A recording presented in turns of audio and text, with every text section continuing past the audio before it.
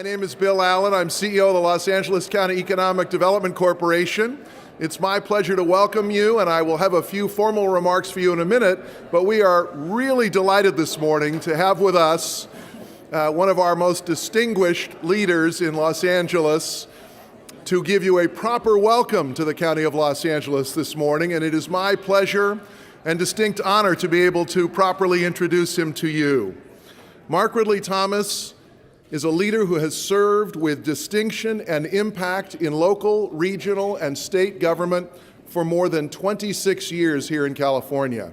Originally elected to our Los Angeles City Council in 1991, Mark Ridley Thomas served the City of Los Angeles for nearly 12 years, ending his term as Council President pro tempore.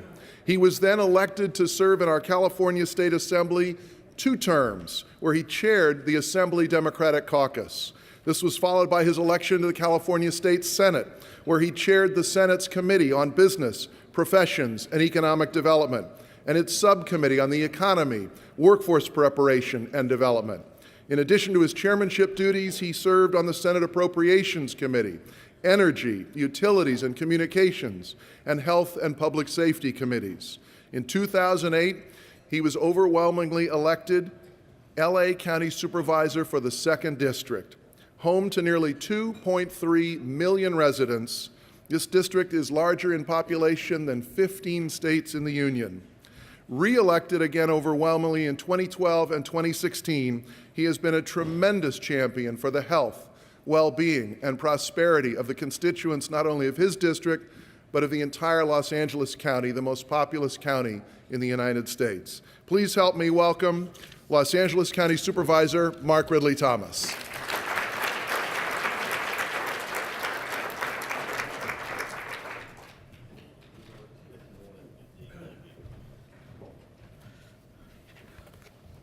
Good morning. Indeed, it is a good morning. Why don't you join me in giving a big round of applause to both Bill Allen and David Abel. They are leaders in the right. We congratulate them on yet another year. This is the 11th annual Verde Exchange Conference, and I'm delighted to be here. If you want to know what's next and what's green, then come to the Verde Exchange Conference. This is where we learn it. This is where we do it. It's dynamic, and it speaks to the economy in terms of its future, potential, and how it's growing. Think not about what's going on at 1600 Pennsylvania. Think about what's going on right here, right now, in the county of Los Angeles. Ladies and gentlemen, that was intended to be funny. You missed it, so therefore, I know it's not quite 8 o'clock, but I'm on my game already. In LA, we see businesses, we see environmentalists, and local leaders continue to step up in big ways to drive a green agenda, and we even get up early in the morning to do it. In other words, we are focused on the triple bottom line. It's good for the environment, it's cost effective, and it puts people to work. It's critical that those of us in this room continue to advance this agenda. Be not deterred. This is important work. It has been, it is right now, and it will continue to be. Frankly, it's up to us to renew the international community's confidence that Americans not only understand the severity of the threats of climate change, but we are prepared to leverage our financial, our intellectual, and our political capital to make meaningful, environmentally driven changes. It seems to me that's our duty, that's our responsibility, and that's what we are prepared to do. LA County will continue to play its role. Bill made it clear that this is the most populous county in the United States of America, with a lot of potential, the largest county in many ways, but it's the 19th largest economy in the world, and so we speak with a huge level of commitment and capacity. And we want to do this by organizing and energizing our respective roles and responsibilities here.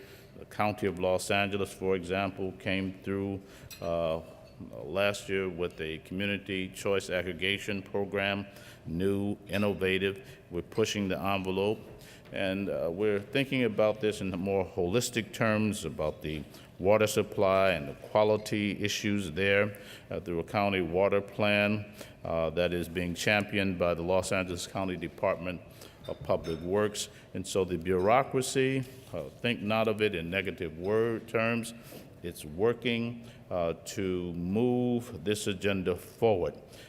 That's because of inspired leadership of several of us on the Board of Supervisors.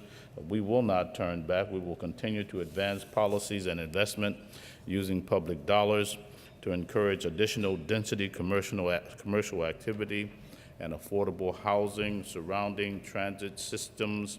These are the things we have to do. And of course, you will hear about all these initiatives and more over the course of the conference. So I simply want to say I'm delighted to be here once again. And I want to thank you for being here this morning. And I'm trusting that you will find this to be not only informative, but provocative. Seems to me that we have a job to do. We can do it if we band together, use the extent of our resources creatively and collectively. We can and will make a difference and make it known to everyone far and wide. You learned it here at the Verity Exchange. Thank you, and we trust you have a good conference.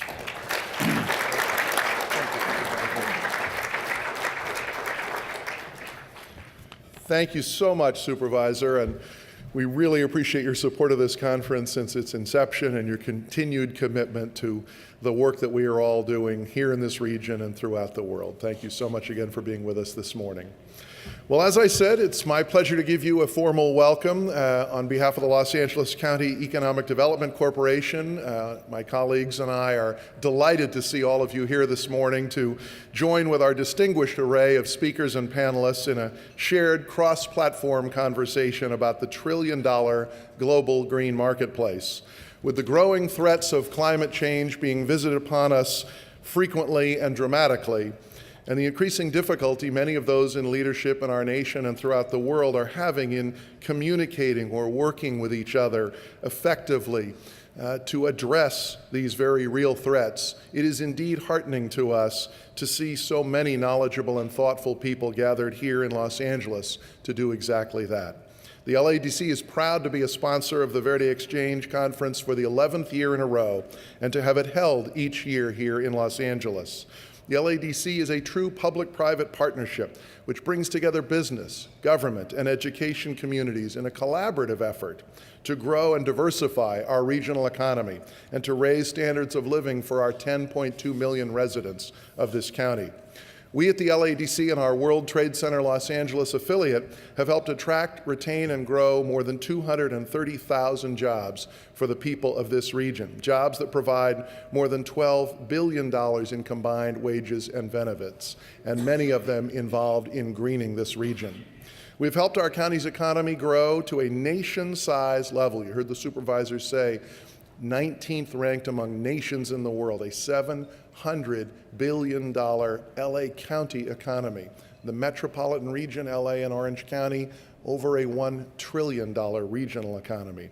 We're not only the creative and entertainment capitals of the world, as most people have long known us, but more surprisingly to some of you perhaps, we are the manufacturing and international trade capital of America as well. That's right, we have more firms and more people engaged in manufacturing here in LA County than any other county in this country. And our manufacturing sector is increasingly advanced and green. We make everything from sensors to satellites, e-bikes to e-buses, biomedical devices to batteries and charging stations. And we have more high-tech jobs than any county in the nation. And we export what we make throughout the world through the two largest seaports in the Western Hemisphere. Our LA Customs District is our nation's largest, moving more than $400 billion of goods each year and importing more than 40% of all the waterborne containerized cargo that enters the United States. We are America's gateway to the global economy.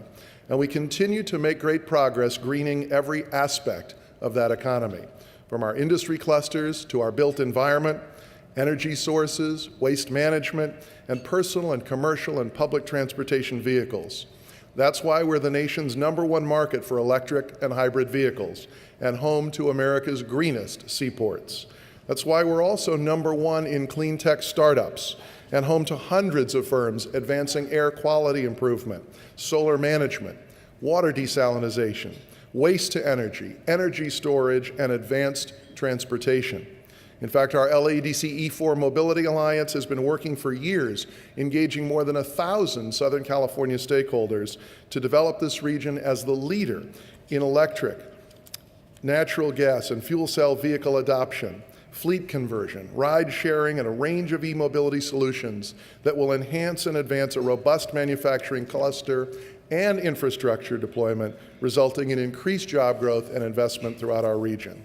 LA's nationally recognized Clean Tech Incubator has opened its new 60,000 square foot La Kretz Innovation Campus on 3.2 acres in downtown LA, with R&D and prototyping labs, as well as flexible office space and a workforce training center, all supported by and co-located with energy efficiency and technology laboratories for the largest municipally owned water and power utility in the country, the Los Angeles Department of Water and Power.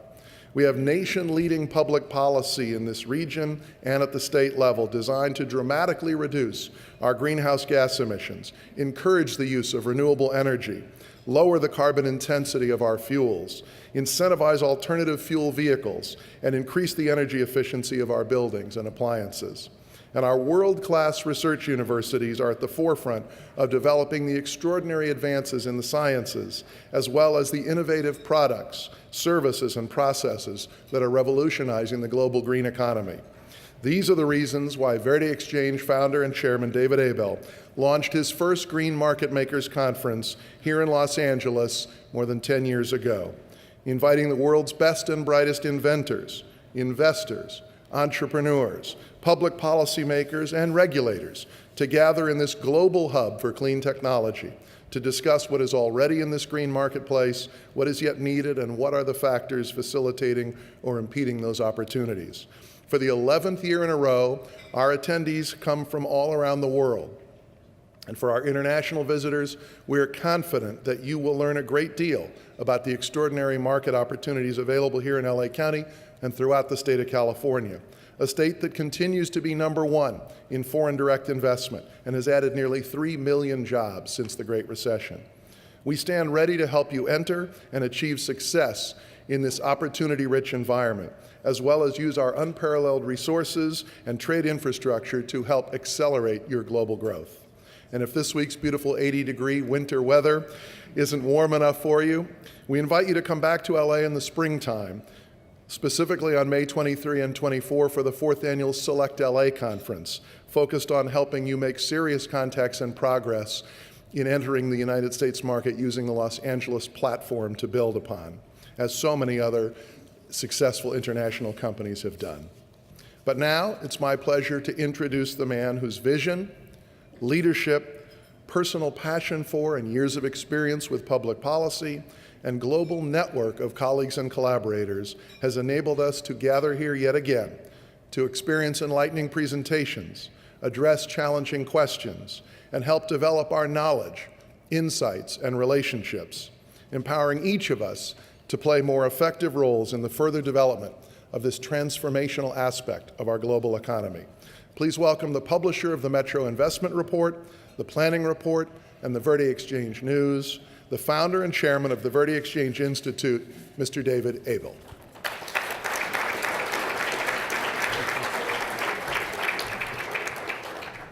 Well, a couple brief comments. You just heard the pitch from one of our best and brightest leaders to Amazon as to why they ought to pick Los Angeles. So you're the benefit of a lot of work that's gone into this presentation.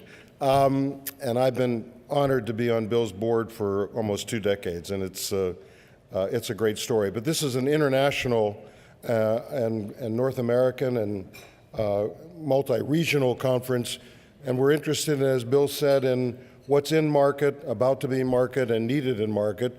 That's why we have over 57 panels in energy, water, transport, finance, green build, and now we're looking at oceans and bitcoins and cannabis and all the things that make up the economy from an energy and sustainability point of view. So it's a rich, rich set of opportunities here. Not all of you will get to everything. No one will get to everything. And the best part is putting it together. So I really had a great time doing this. I wish you can get half as much as I got of meeting all of you, bringing you all together here at this conference. Our first plenary session this morning is on the subject of advancing climate change policy in the face of political headwinds. We have three great leaders with us to offer their insights. Mary Nichols, chair of our California Air Resources Board, Senator Bob Wachowski, California State Senator for our 10th District, and Jonathan Weiskell, Vice President for Government Relations for the Berkshire Hathaway Company. Mary Nichols is chair of our California Air Resources Board, has been since 2007. She's a great friend, partner, and inspiration to this conference and all of the people in the global movement to address climate change. Mary has devoted her entire career in public and nonprofit service to advocating for the environment and public health. In addition to her work at the Air Board, she has served as Assistant Administrator for the U.S. Environmental Protection Agency's Air and Radiation Program under President Clinton, Secretary for California's Resource Agency from 1999 to 2003, and Director of the Institute of the Environment at the University of California, Los Angeles. We also have with us Senator Bob Wachowski, who represents the 10th Senate District in the California State Legislature, a district that stretches from southern Alameda County in the San Francisco Bay Area into Santa Clara County and shares the members' focus on job creation, clean technologies, protecting our environment, and reducing unnecessary regulations. The Senator chairs the Environmental Quality Committee and Budget Subcommittee, too, on resources, environmental protection, energy, and transportation. He's also a member of the Senate Committees on Budget and Fiscal Review, Transportation, and Housing. And he was appointed by Senate President Pro Tem Kevin De Leon to serve on the Energy and Environment Committee of the Council of State Governments West, and in 2017 became the first Californian to chair the committee. Finally, Jonathan Weiskell is Vice President for Government Relations for Berkshire Hathaway Energy Company, a subsidiary of Berkshire Hathaway. Mr. Weiskell also serves as Chairman Emeritus of the Board of Directors of the Center for Energy Efficiency and Renewable Technologies and Vice President of the Geothermal Energy Association. He's an adjunct professor of law at Georgetown University Law Center, where he has taught a seminar on energy issues since 1990. Please welcome our three distinguished panelists, and let's welcome back our moderator, David Abel, to lead us in a conversation.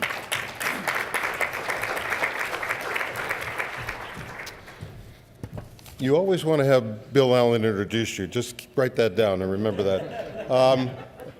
I think the little blurb for this opening plenary is before you. We don't have to repeat it. We've got three very knowledgeable, experienced people to engage in a discussion that will set the table for many of the panels going on afterwards. And I want to just jump right into this and turn to Jonathan Weiskell, who just flew in last night from Washington, tell us the latest jokes, and then tell us the headwinds and the good news and the bad news of the wins that these Californians have to face. Jonathan Weiskell. Thank you, David. No, I was at the Alfalfa dinner in Washington on Saturday night. John Kerry, who's installed as new president, said had some very good lines, but most interesting was he was quoting Donald Trump, describing himself as a stable genius, and said, well, there are 2 counts of perjury right there for special prosecutor. Yeah, that's not my joke. Look, what I'd like to do, really kind of set the table here, kind of what's the bad news going on, and it is national, but then move to the good news. The regulatory rollback going on in DC, both in the executive branch and the legislative branch, is kind of profound. David, when you asked me to speak on the panel, I really had to kind of assemble some notes here, but let me tick off a number of things. June 2017, the president announces we're pulling out of the Paris Accord, although more recently, I mean, some of this bad news hasn't been implemented yet. That's 2020 at the earliest. And has said more recently, if we could do a better deal, maybe do a better deal.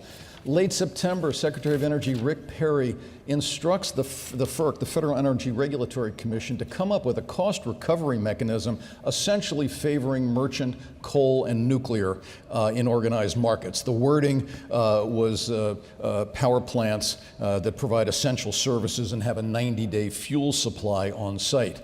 I was kind of surprised geothermal has about a $3 billion year fuel supply on site, but that wasn't included. But it really led to an amazing assembly of oil and gas interests, wind, solar, a number of public utilities, environmentalists fighting this measure, which is so contrary to the Republican thinking or the general Republican mantra of free markets, limited government regulation. This was a heavy thumb on the scale.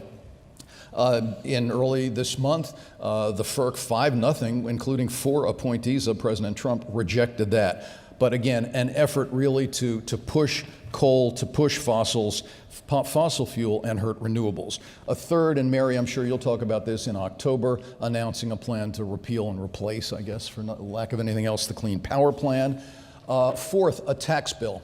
The House version of the tax bill not only would have rolled back by 25 years the amount of the credit for the production tax credit for wind, but also rewrote the rules for how to qualify for the credit and applied them retroactively, the only retroactive provision in a 429-page bill. It would have decimated the wind industry. It would have made useless a number of investments because the credit runs for 10 years, and this would have stopped the credit in its tracks. That was stopped. The tax bill does preserve the production tax credit and the investment tax credit, some issues with what are called anti-abuse tax provisions, base erosion anti-abuse provisions, although another provision of that bill was to open up the Arctic National Wildlife Refuge for oil drilling. Another issue early this month, a 5-year plan to open up drilling over 90% of the Outer Continental Shelf, including off of California. And last, and this is really the one measure, I mean, the tax bill was preserved, opening up drilling, that could be years away.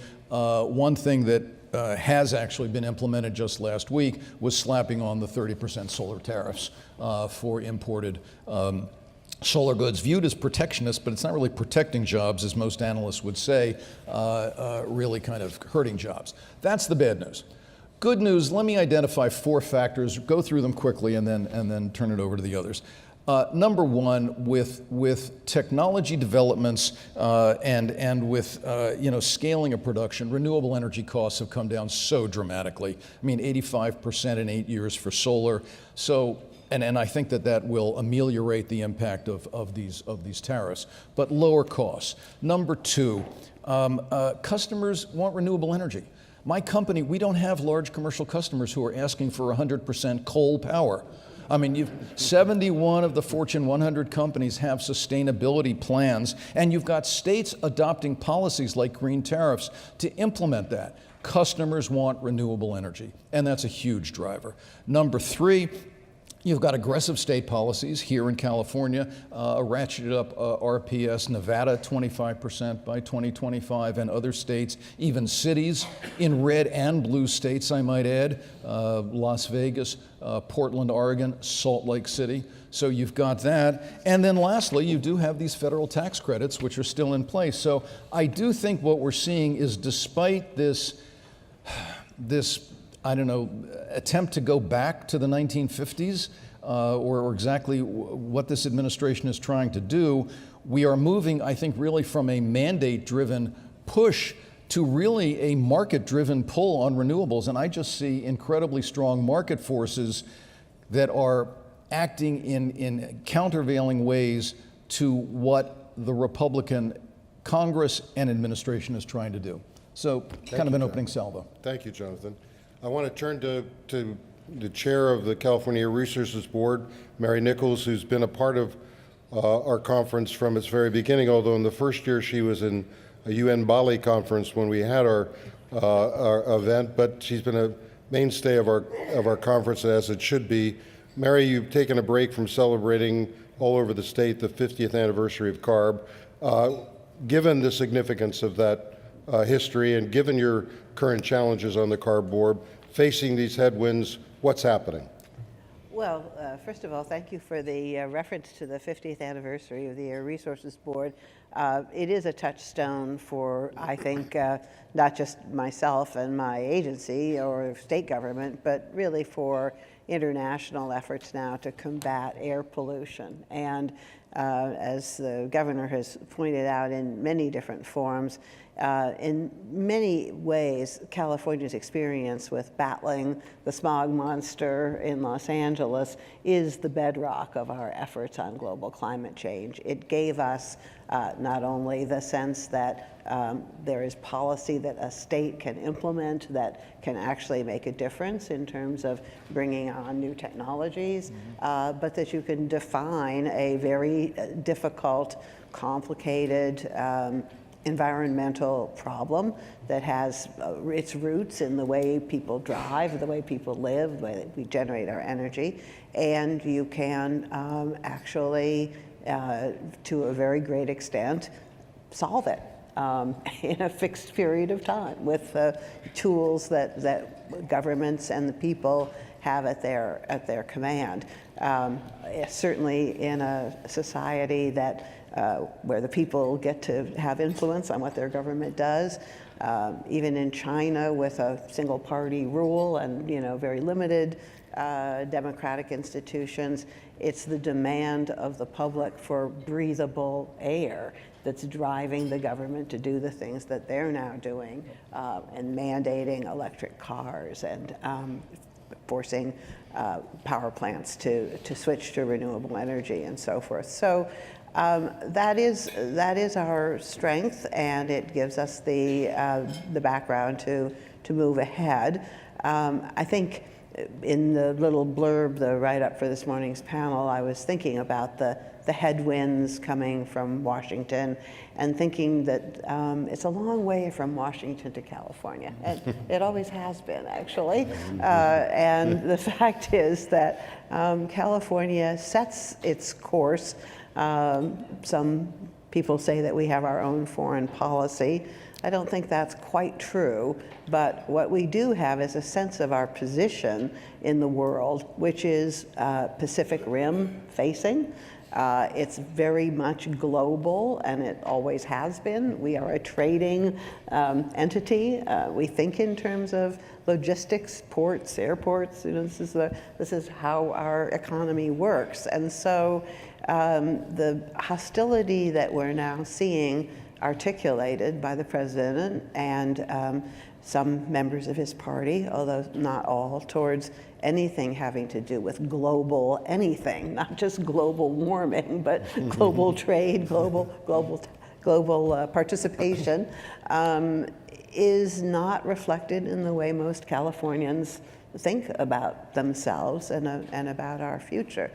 How many people like me made a New Year's resolution this year to get more sleep? I see more sleepers out there. So as a result of that resolution, I've been having more dreams, at least dreams that I can actually remember. And I realized a couple of nights ago that I was in the middle of an ongoing dream in which I'm watching a really bad reality TV show. And I woke up and, gosh, that's really what it is, we're watching a really bad reality TV show, but what's reflected in the press is not, in fact, what most of us are actually experiencing in our day-to-day lives. We're moving forward with the programs that we put in place. We are determined to be looking to the future and not going back to the 1950s. So I guess that's really that's the message here, which is that we have an obligation to keep on being California, and I think we will. Thank you, Mary. Senator, you chair the appropriate committee here, the Environmental Quality Committee of the State Senate. The State Senate's leadership has been very bold and aggressive in pursuit of this California agenda. What's on that agenda? Well, first we have to stay in our lane, right? Because there's a lot of distractions in the White House, and I should congratulate, kudos to the governor. He's been an evangelist for all of us in the green space, or whether he's in Bonn. I mean, he was a superstar in Bonn. It was, I'm a nothing burger sitting at the panels, and he walks in and everybody stands up and saying, the Messiah is here, Jerry Brown.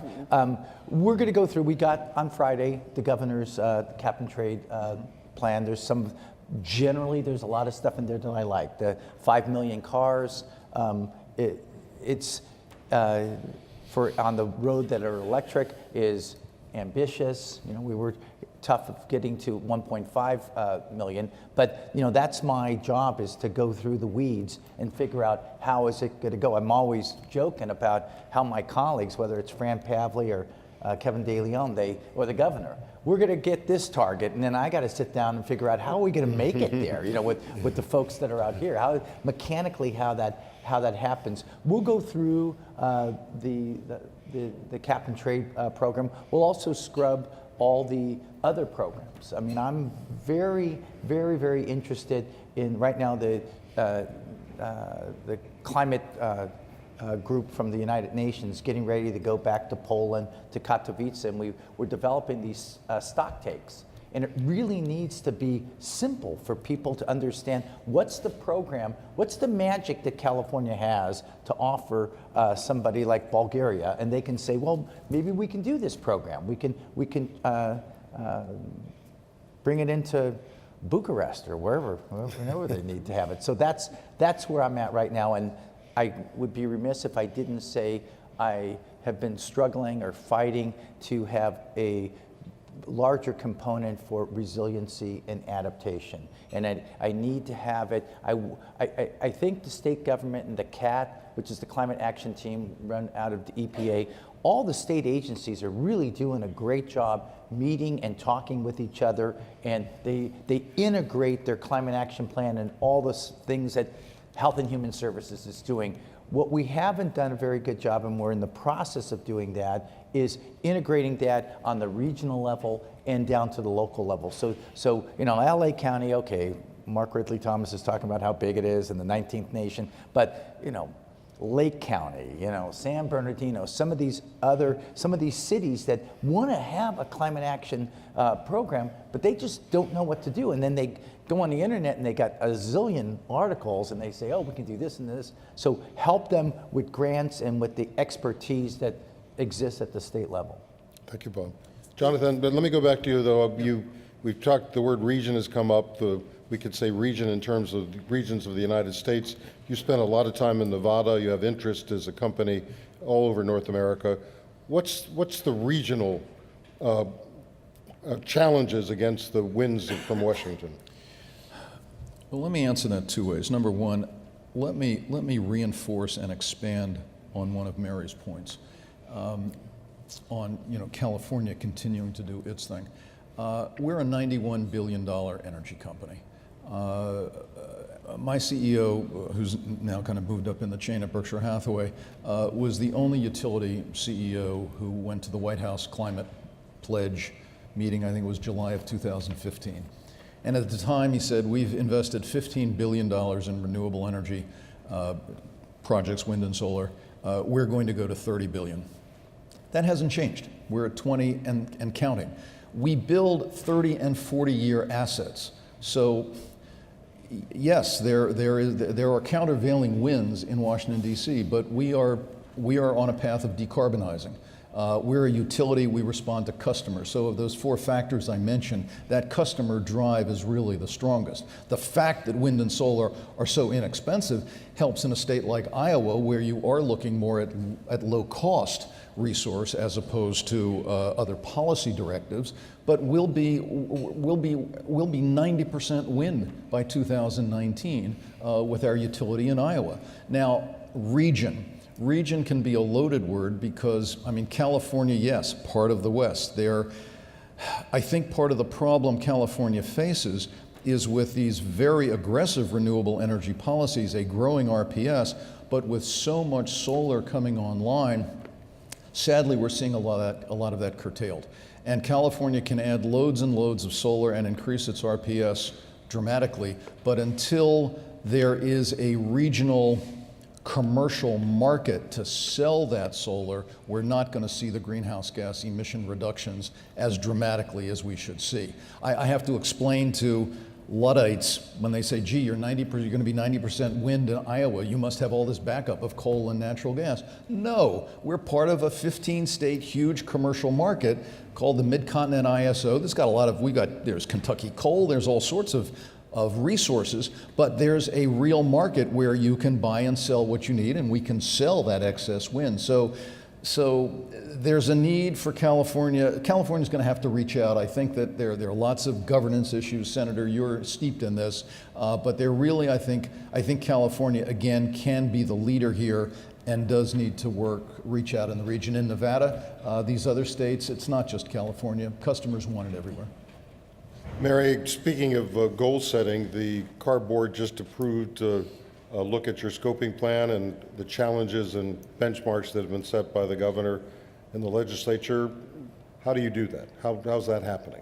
How are you progressing? Well, as the senator said, there are some of us who have to actually implement these programs, and my job is to be an implementer as well. I like to be a visionary, but generally speaking, I get to be the person who actually has to put out the product. So I think that we have been on track to move ahead on all the elements that are in the scoping plan. We didn't invent anything new for this round to get to 2030. What we did was to just look at how we were doing with our existing program areas and find ways to try to expand on them, particularly with zero-emission vehicle, zero-emission transportation in general.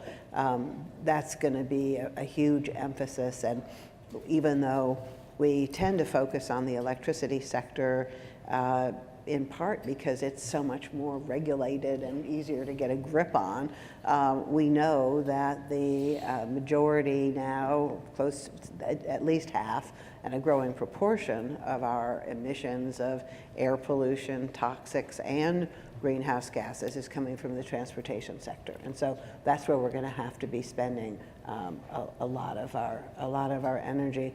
I would say, though, that on the electricity side of things, just to pick up on the point that Jonathan made about the MISO, California is not a leader in terms of regional markets for electricity. We have not been able to somehow see our way clear to being a part of a larger region. And until we can do that, we are going to not be getting as much or as inexpensive renewables as we could otherwise. So. Senator, let me pick up on some of those themes. We mentioned cap and trade, the extension of cap and trade by the legislature and the governor. You're part of the oversight of the use of those funds. Talk a little bit about that progress, and talk a little bit about the infrastructure where we may see a federal infrastructure bill. You have an agenda for infrastructure. Link those two together, cap and trade and infrastructure. Got a lot of work, man. That's just, you thought there's no relaxing, is there? It's sleep that you need, Bob. Right, and that's one of my New Year's resolutions. Yeah, we have not been doing a good job of having the discussions on a regional grid and how we export our solar energy. We've sort of looked at our goal setting here in California and said it's sunny, it's windy, we can do it, and the forces, everybody, sort of a discussion that people have, everybody wants to take care of their own backyard, and there's not this idea that there's folks that want to buy our exported products. And we saw it this year during April and May, because we've had these droughts, and all of a sudden we've got all this hydro energy and all this solar energy, and it's just being wasted, right? So we've got to be smarter with that. Our partners in Washington, Oregon are coming and talking with us. And we're going to start that discussion again. I'm amending one of my bills.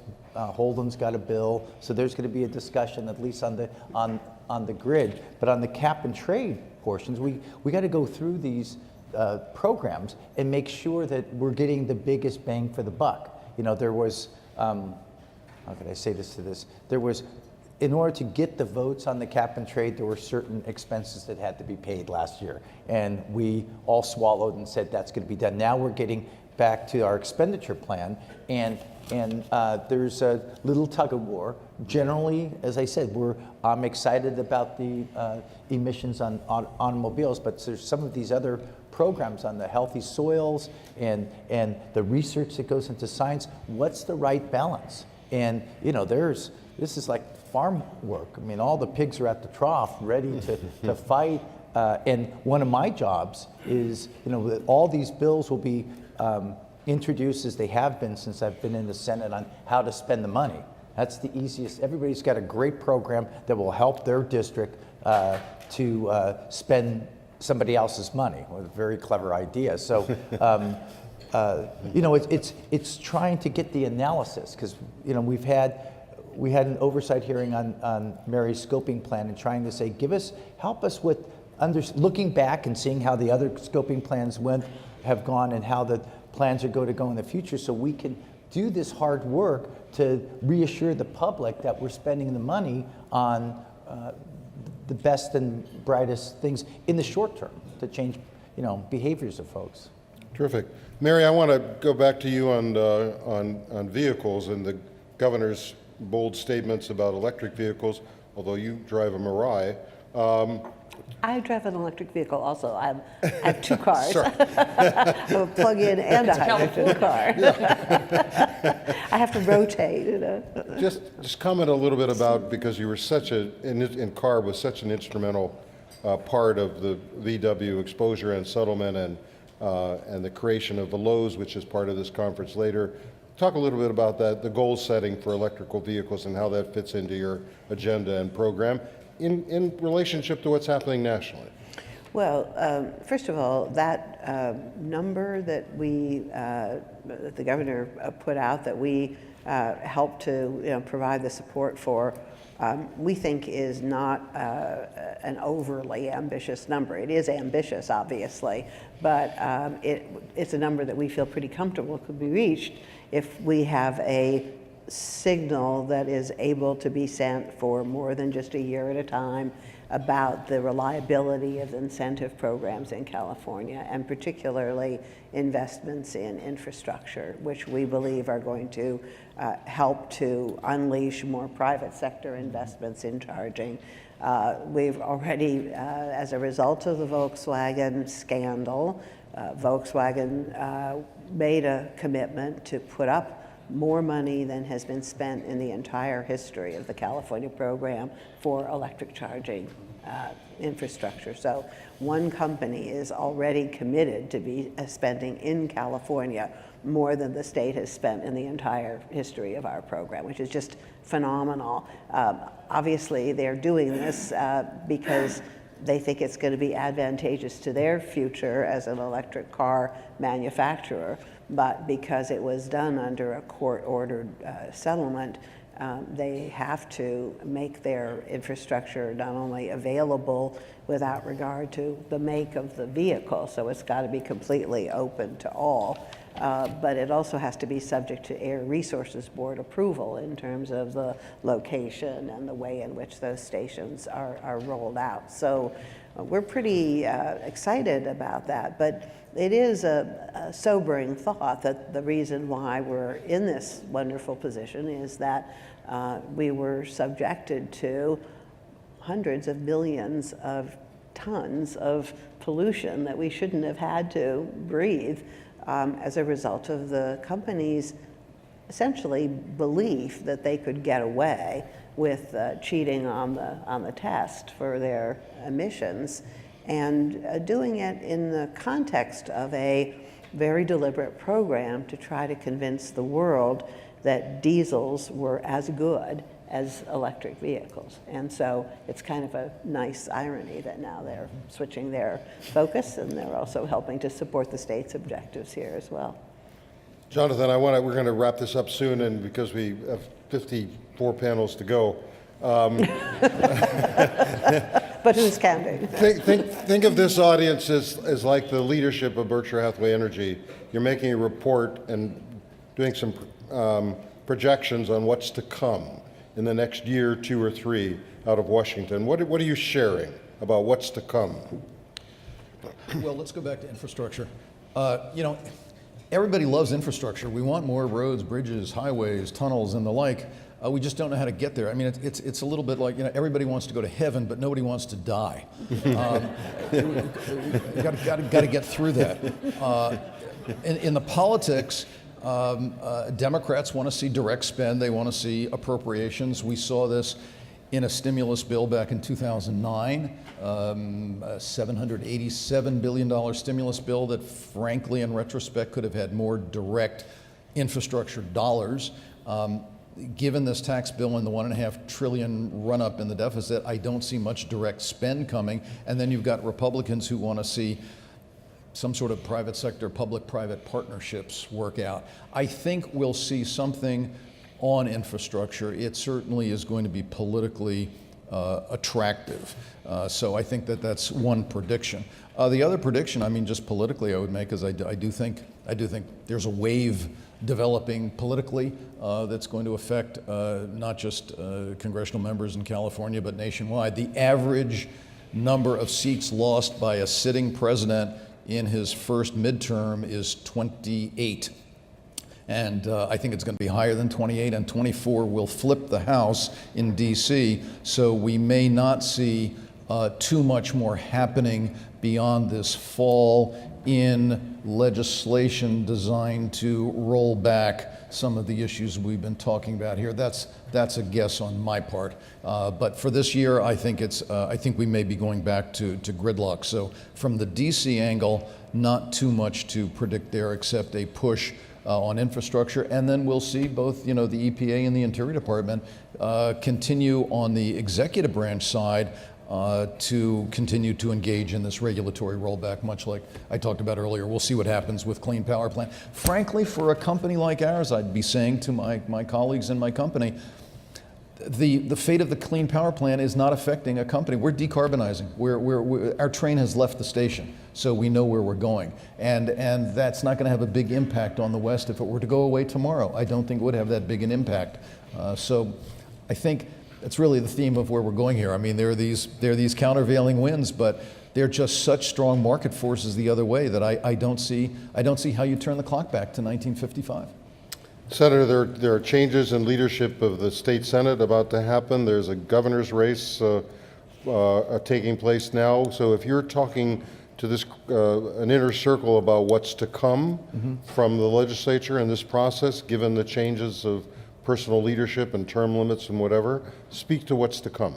Well, we, the legislature, have to continue to march on. I mean, you know, the superstars on the top level, the governor's race will be the governor's race. I think Tony Atkins is committed to continuing this the work that we've done in the Senate and the legislature in the climate arena.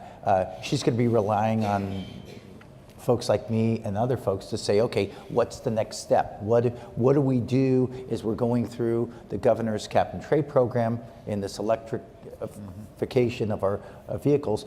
What's happening? I mean, just a little tidbit, you know, I represent Tesla, right? So we've had a lot of legislators that say, we don't want to give incentives to you rich people that are going to buy an electric car, so we're going to have it, you know, means restricted. And if you look at the clunkers for cash, it's like 2,500 cars that have come in, and there's 25 million cars. It's a meager little program right now. And Mary will tell everybody that you know 90% of the pollution is really from these old cars. It's not your 2016 Honda that's, you know, it's gasoline, but it's rather efficient. We've got on the front end, so we need to get into Azusa and Pasadena and all these other places where just regular folks have that 79 pickup truck that are driving around for some reason and say, hey, Billy Bob, here's 2,000 or 5,000, whatever we got to give them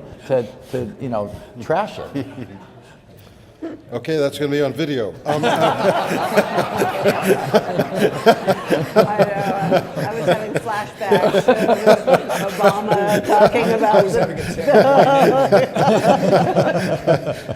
Mary, let's close out this first round by your sharing. It may be the 50th anniversary of carbon, but if we're talking 5 years from now, going past all the changes of political leadership that come from term limits, whatever, what will we be talking about after a couple of years now in terms of the energy mix, the optimum energy mix that you'd like to see to get to the cleanest air possible that we could have in California? Well, look, I think the issue is more one of timing than it is of knowing where we need to go. There's a great story if people got up early enough to read their New York Times this morning, but in a front page story in the New York Times about the resurgence of the oil and gas industry in the United States and what it means in terms of production going forward. We are not in a position to write the death knell of petroleum. There's a lot of dinosaurs still left in the ground, and there's going to be marches on Washington coming up very soon and rallying around Senator Sanders and Bill McKibben and others trying to make the case that we should be blocking all future uses and development of oil and gas. Unless I'm really misreading things, I don't think that's going to happen. So the question is not, are we trying to get to an essentially zero emission, all renewable future, and are we on a path where the economics keep helping us to move in that direction? It's really how long are we going to be in this sort of transition period, and how painful is it going to be? Obviously, it would be less painful and faster if we had alignment between the state and the federal government.